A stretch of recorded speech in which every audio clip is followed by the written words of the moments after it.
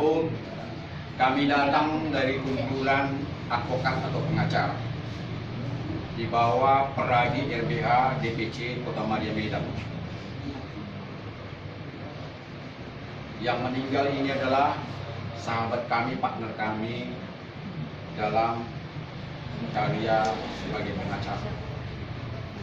Jadi kehadiran kami di sini bagaimana untuk menguatkan istri, anak-anak, dan saudara daripada almarhum.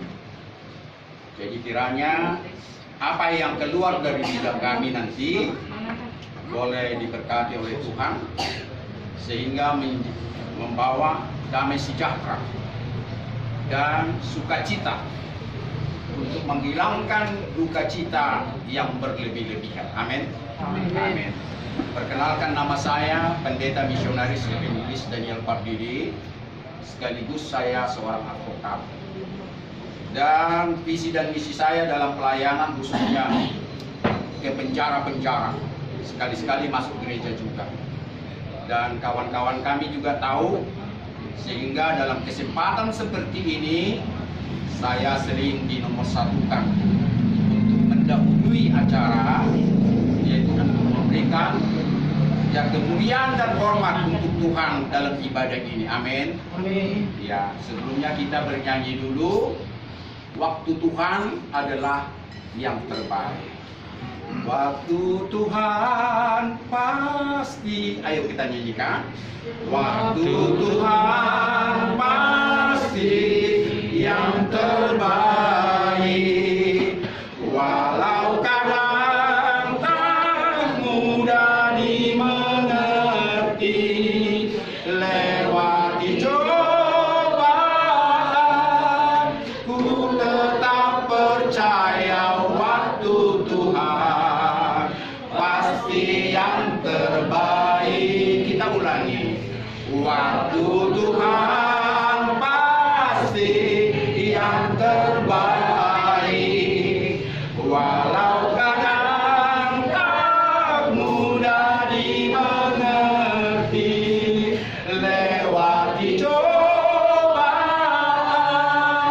ku tetap percaya waktu Tuhan pasti yang terbaik. Bila kau izinkan, bila kau izinkan sesuatu terjadi, ku percaya semua untuk kebaikanku.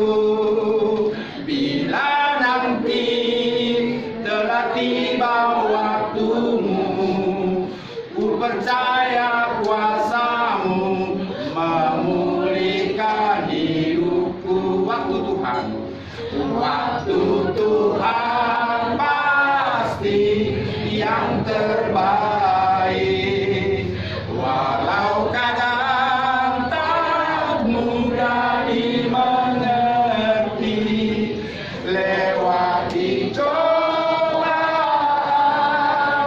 ku tetap percaya waktu Tuhan pasti yang terbaik. Bila kau izinkan, bila kau izinkan sesuatu terjadi, ku percaya semua untuk kebaikanku. Bila nanti telah tiba waktumu, ku percaya kuasamu memulihkan hidupku. Waktu Tuhan, waktu Tuhan pastilah yang terbaik. Walau kadang tak mudah dimengerti, lewati cobaan, ku tetap percaya waktu Tuhan pasti yang terbaik. Waktu Tuhan pasti yang terbaik.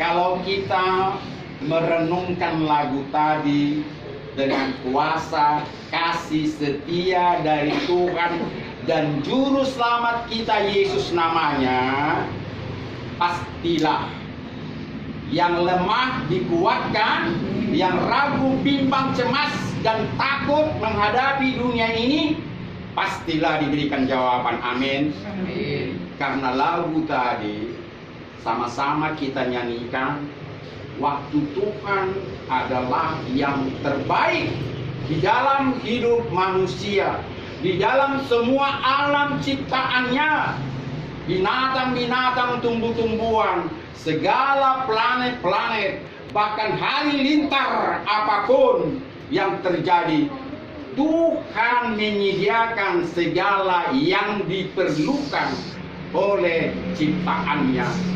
Sehingga Tuhan itu disebut orang Israel El Jireh, Elohim Jireh, Tuhan yang maha menyediakan segala apa yang dibutuhkan segala ciptaannya, terutama manusia yang sangat dicintai.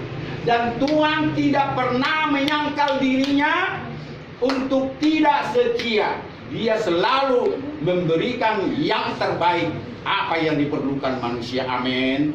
Amin. Sedangkan burung pipit dalam Injil dikatakan Yesus diberikan makanan. Tanpa menabur, burung pipit itu disediakan makanan dan minuman dari sungai yang tidak pernah putus-putus. Karena itu manusia jangan pernah ragu dan bimbang. Karena apa? Raja Daud pun mengatakan apa dalam Mazmur 23? Sekalipun aku berjalan dalam lembah kekelaman, aku tidak takut bahaya. Sebab Tuhanku besertaku, gadamu dan tongkatmu itulah yang menghibur aku dalam bentuk segala kedukaan, dalam bentuk segala putus asa, bimbang, ragu, cemas, dan bahkan mau bunuh diri. Tetapi sekali lagi, gadamu dan tongkatmu itulah yang menuntun aku, menghibur aku, memberikan jawaban segala pertanyaan apa di dunia ini, termasuk kita diperhadapkan dengan kematian yang kita kasihi ini. Semua yang hadir di sini dan keluarga saya yakin dia adalah salah satu yang dikasihi dalam keluarga besar Siregar ini. Saya dengar dia pangguaran dia kan? Iya. Jadi cucu tertua ya. Iya. Jadi itulah, kalaupun saya tadi sudah mendahului, karena saya tidak tahan mendengar tangisan daripada ibu ini meraung-raung tatkala saya duluan hadir tadi, saya datangi di sini. Saya kasih waktu saya 5 menit. Dan di situ saya pertanyakan apa? Siapakah dia yang punya engkau? Saya katakan sambil pipinya saya pegang dua-duanya. Sebelumnya saya perkenalkan saya sebagai hamba Tuhan, sebagai pendeta. Saya pegang juga anaknya dan burunya. Semua jawabannya yang empunya dan yang memiliki saya adalah Tuhanku Yesus Kristus. Terus pertanyaan saya yang terakhir, siapakah yang memiliki yang mati ini? Jawabannya sama, Tuhan Yesus. Kalau dia sang pemilik, apa kuasa kita atas segala ciptaannya itu? Bahkan bapak mama kita, suami kita, ya, Ella kita, anak kita dan sebagainya, apapun istilahnya sama dia dan sobat kami, kita tidak pernah sedikit pun berkuasa atas segala ciptaannya.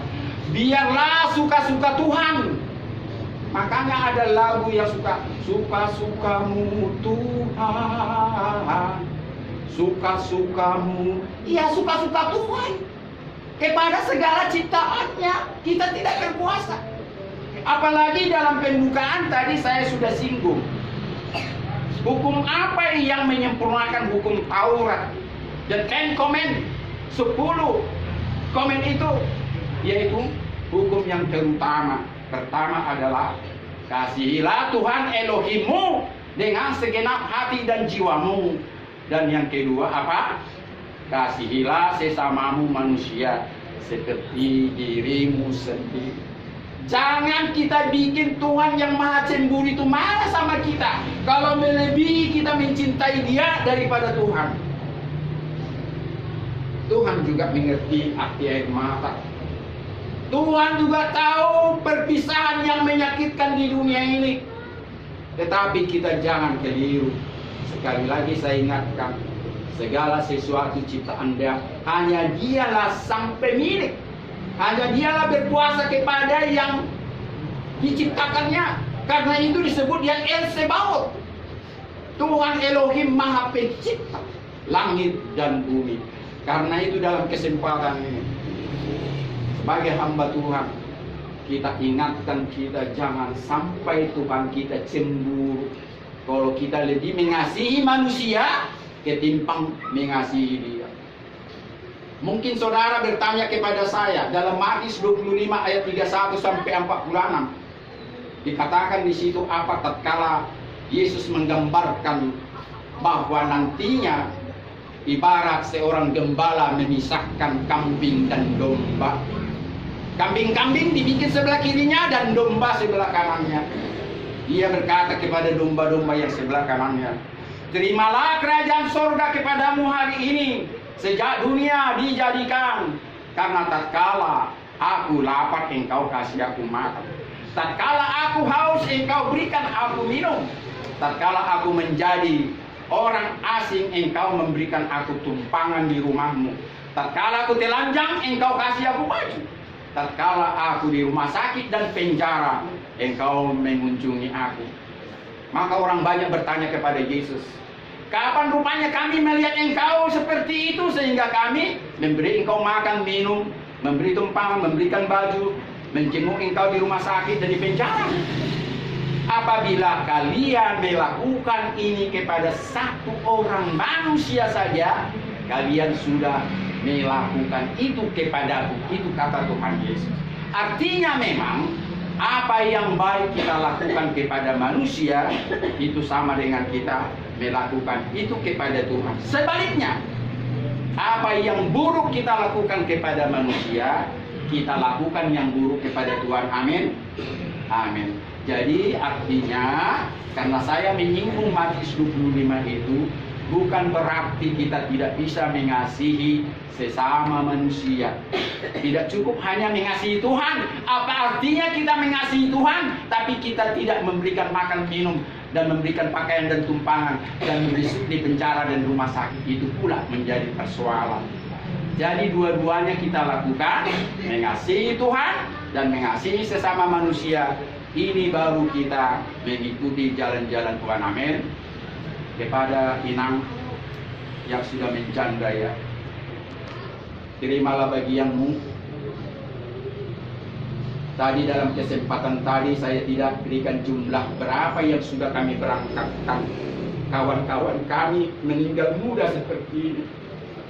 Tadi kami berembuk setidaknya 6-7 orang sudah kami berangkatkan dalam tahun belakangan ini, seusia almarhum.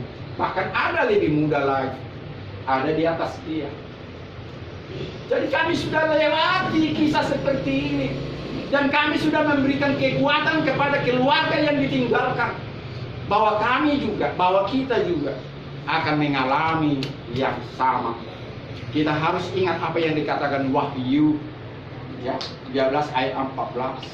Berbahagialah orang yang mati di dalam Tuhan, agar mereka beristirahat dalam jerih payahnya, dan segala perbuatannya menyertai mereka. Ini khotbah kepada kita, bukan khotbah kepada orang mati lagi.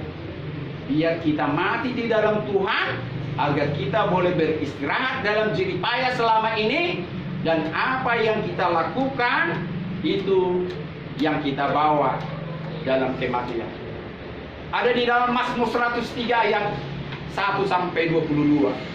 Tetapi saya hanya ayat 1 sampai ayat 4 dan 5 aja saya katakan di sini. Yang ini tidak berlaku lagi sama yang sudah mati. Tetapi Mazmur ini berlaku untuk kita. Apa dikatakan di situ? Pujilah Tuhan hai jiwaku, pujilah namanya yang kudus hai segenap batin. Pujilah Tuhan, hai jiwaku, dan jangan pernah melupakan kebaikannya. Dia yang mengampuni segala kesalahanmu dan yang menyembuhkan segala penyakitmu. Dia yang membebaskan engkau dari lubang kubur dan yang memahkotai engkau dengan kasih, setia, dan rahmat-Nya. Ini sudah terlewati sama Dia. Khotbah ini untuk kita yang hidup, bahwa percayalah, hari-hari kita sudah diselamatkan oleh Tuhan sehingga kita tidak dalam lubang kubur. Ada banyak kecelakaan yang membuat kita selamat. Ada banyak sakit penyakit yang membuat kita selamat. Tetapi khotbah ini bukan untuk dia lagi, untuk kita yang selamat dari lubang kubur, agar kita tetap mengingat firman Tuhan. Apa yang dikatakan Petrus? Berikanlah sisa hidupmu untuk hari-hari memuliakan Tuhan. Jangan hanya untuk berpoya-poya. Jangan hanya untuk memikirkan dunia ini. Karena hari-hari yang mencekam ini ibarat singa yang mengaum-ngaum. Dia siap menerkammu. Maka itu Bapak, Ibu, Saudara-saudara, untuk kita semua sesama advokat. Khotbah ini untuk kita yang hidup. Pergunakanlah waktumu untuk kemuliaan Tuhan, bukan hanya sekedar berpoya-poya, berpura-pura dan sebagainya. Inilah yang bisa saya sampaikan kepada Inang yang sudah menjanda, kepada guru kami. Dan jangan pernah berdoa sekarang ini, sekalipun kekuatan doa itu terbukti mujizat nyata sampai sekarang. Jangan pernah berdoa seperti ini. Tuhan Yesus, putri Jairus, engkau bangkitkan seketika pada saat dia mati. Ada pemuda di Kana, di Nain, sedang dibawa dalam keranda mau dimakamkan. Kebetulan Yesus lewat. Seorang janda meraung-raung atas seorang anaknya pemuda. Yesus melakukan sesuatu. Hai pemuda, bangkitlah, turunlah engkau, katanya. Turun dia dari keranda, hidup seketika. Itu dua contoh dibangunkan daripada mati. Dan yang ketiga yang sering kita ingat, Lazarus yang sudah bau bangkai 4 hari. Ya, dibangkitkan juga. Lazarus, keluar. Jangan pernah berdua seperti ini lagi sekarang. Karena apa? Karena yakinlah suatu saat ada kebangkitan. Ada kebangkitan yang hidupnya berkenan kepada Tuhan, dan yang hidupnya yang jauh di mata Tuhan. Tetapi yang mati di dalam Tuhan, inilah kebangkitan yang pertama bersama orang-orang yang hidup pada zamannya itu. Hidup di dalam Tuhan, menyongsong Tuhan itu nanti datang. Ya, dia bukan sebagai Tuhan, tetapi sebagai juru selamat. Dia datang sebagai raja di atas segala raja. Dia datang sebagai hakim agung yang bersama orang yang mati di dalam Tuhan dan yang hidup di dalam Tuhan, menyongsong dia dengan suara nabiri bersama malaikat-malaikat di surga, turun ke dunia ini seperti yang dijanjikan. Inilah pengharapan orang Kristen. Inilah pengharapan yang percaya bahwa Yesus adalah Tuhan dan Juru Selamat. Amin. Dan inilah percaya ada kebangkitan nanti. Saya tambahkan sedikit lagi dalam pertama Korintus 13 ayat 12. Sampai kita nanti melihat muka dengan muka. Sekarang ini saya pastikan suami istri, saya yakin tidak mengenal 100% apapun ceritanya. Yakin kali saya. Dan orang tua dari yang mati ini pun tidak mengenal 100% anaknya. Dan kalian yang punya bapak waktu dia hidup tidak kenal 100%. Tetapi Rasul Paulus mengatakan, pada saat kita melihat muka dengan muka, barulah di situ kita mengerti dan mengenal secara sempurna.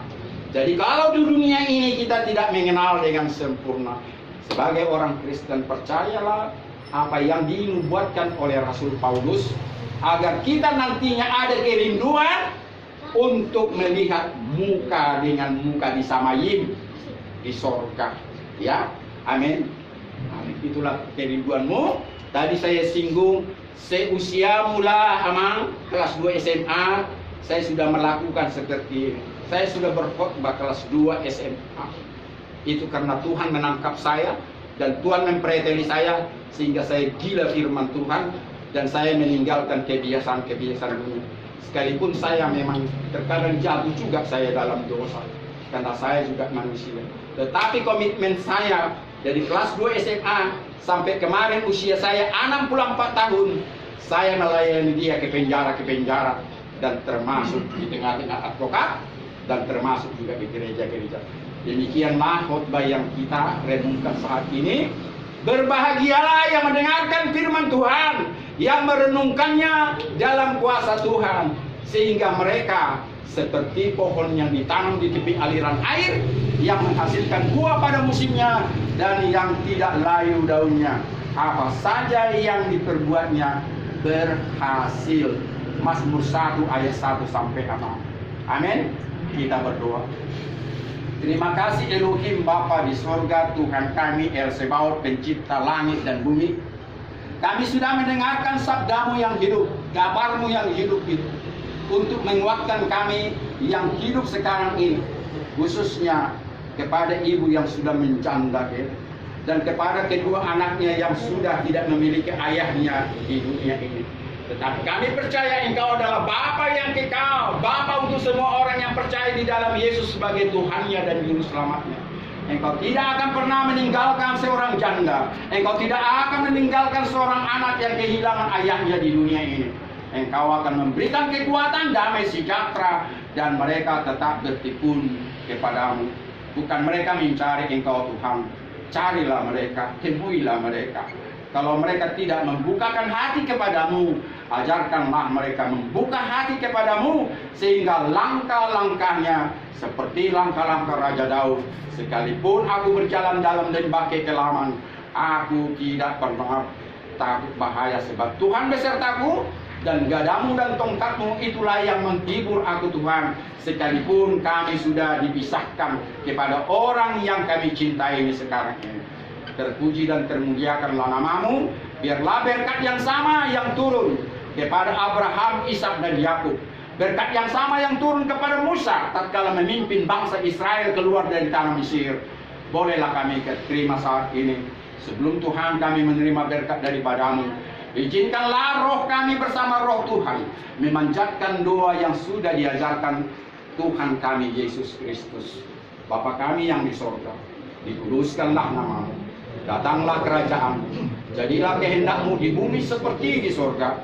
Berilah kami pada hari ini makanan kami yang secukupnya, dan ampunilah kami akan segala kesalahan kami, seperti kami yang sudah mengampuni orang yang bersalah kepada kami. Dan janganlah membawa kami ke dalam pencobaan, melainkan lepaskanlah kami daripada yang jahat, karena Engkau yang punya kerajaan dan kuasa dan kemuliaan sampai selama. Tuhan Elohim Bapa di sorga El Sebaot, memberkati dan menaungi Engkau saat ini juga.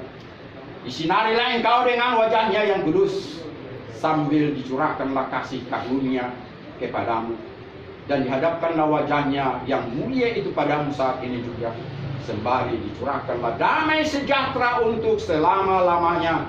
Maranatha, Yesus Juru Selamat kami datang kembali. Amin. Saya serahkan sama terus. Baik. Kepada keluarga besar almarhum dan Gereja Desa, kami dari para advokat Medan yang berkumpul hari ini datang ke rumah duka ini untuk mengucapkan ulang sungkawa kami yang dalam atas terpulangnya kami ini ke rumah Bapa yang sudah, dan kami yakin bahwasanya almarhum pasti percayalah kita diterima di sisi Bapa. Tadi juga kita sudah mendengarkan firman Tuhan dari rekan kita Pak Daniel Parudi, evangelis, beliau juga advokat, kepada Mama Naya, ya, Inang, orang tuanya almarhum, ya, buatlah yang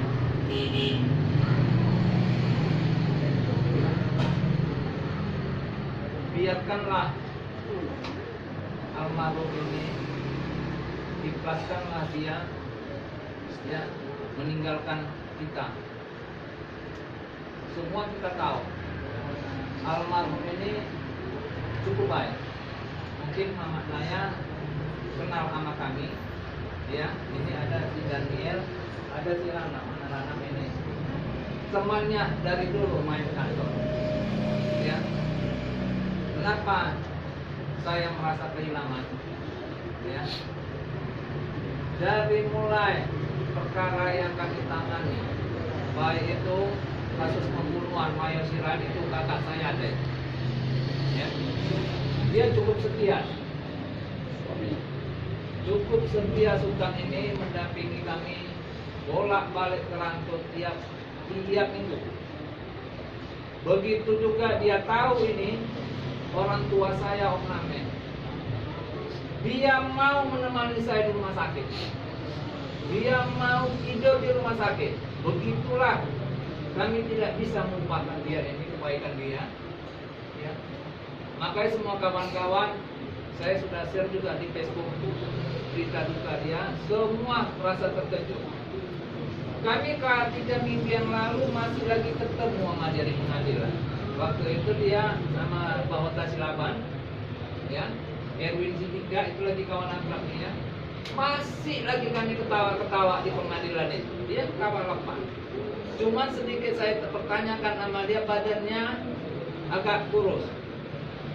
Tapi dia bilang dia ada menangani perkara di Aceh.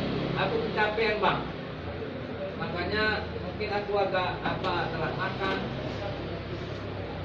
Jadi betapa terkejutnya lah kami dari malam itu si Bahota Silaban menghubungi tentang kepergian beliau. Tapi yakinlah kalian deh, kami tidak sebatas berkawan sama si Sultan. Percaya kalian deh, ketika kalian ada sesuatu yang perlu, hubungi kami. Jadi tidak lagi kepergian dia ini memutuskan hubungan kalian itu dengan kami, teman-temannya Bapak almarhum. Jadi kami berharap orang keluarga di sini tetap sabar, tabahlah dan kuatlah kalian. Semoga di acara pemakaman nanti almarhum rekan kami ini dapat berjalan dengan baik. Kiranya Tuhan memberkati kita semua. Ada yang mau tambahkan? Ya, doa penutup kita bernyanyi terima kasih Tuhan ya. Kita katakan terima kasih karena lewat firman dan khotbah tadi kita harus bilang Tuhan sudah menguatkan saya. Amin. Ya hilang ya. Harus ingat tadi firman itu sudah menguatkan kami. Jangan letoy. Tuhan itu tidak letoy. Karena itu Tuhan itu disebut El Gibor, Elohim Gibor, Tuhan yang jaya dan perkasa. Kalau Tuhan kita tidak letoy, jangan pernah letoy.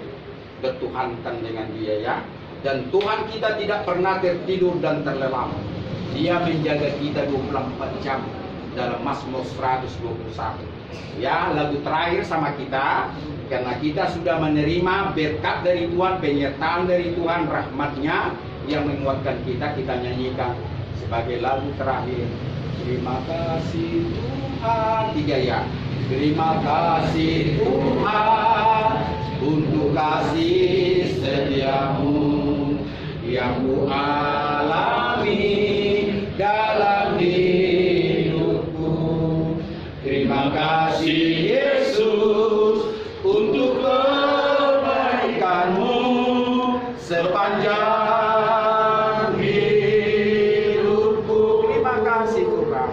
Terima kasih Yesusku buat anugerah yang Kau beri. Bapa ini Tuhan adakan syukur bagimu. Kita ulangi sekali lagi.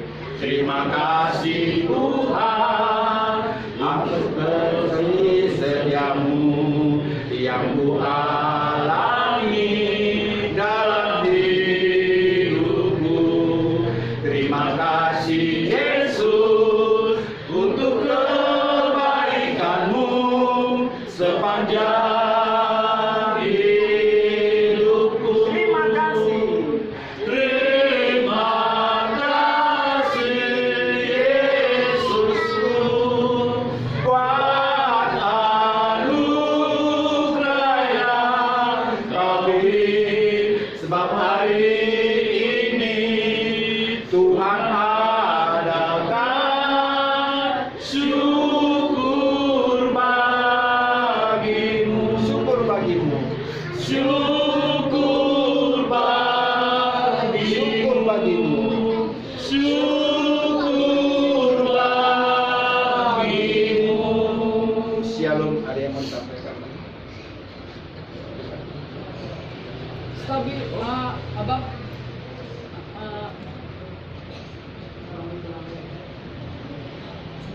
aku dari adik almarhum ada yang mau sampaikan buat abang-abang dan rekan-rekan abang kami. Abang, lihat rekan-rekanmu bang, udah datang, lihatmu bang. Tadi udah menyanyikan dengan pujianmu bang. Aku selalu mendengarmu bang. Dan semalam aku menangis bang. Aku selalu menasihatiku bang. Begitu juga dengan abang-abangku. Aku mengaku memang aku orangnya yang jugul, tapi bukan arti jugul, bukan untuk apa, untuk dengan kebaikanku, dengan Tuhanku. Amin. Begitu juga dengan Leku Daniel. Aku selalu udah banyak tahu, aku kenal dengan keluarga. Gue anggap abang-abangku ini dengan rekan-rekanku ini keluargaku. Mudah-mudahan di tengah-tengah ini bisa kita berjumpa lagi, dan mudah-mudahan di esok kita bisa mengantarkan almarhum abangku. Aku minta kepada abang-abangku dengan Amang Pendeta, Pak Dede, untuk mengantarkan hari terakhirnya ke tanah pemakaman. Itu juga dengan abangku Pak Dede, aku dan mohon, mari kita nyanyikan seperti tadi Amang Pendeta tadi. Dan bilang juga terima kasih buat abang-abangku dan bapak-bapak semua, sahabat-sahabat, bahkan abangku juga. Dan aku minta untuk menyanyikan lagi supaya kondi dia supaya lebih semangat lagi. Lagu yang mana? Yang terakhir. Sebelum kita nyanyikan sekali lagi, saya mohon maaf, besok habis pelayanan saya di Polda Sumatera Utara, saya berangkat ke Tapanuli. Jadi saya tidak bisa mengikuti besok ya. Pagi saya di Polda langsung berangkat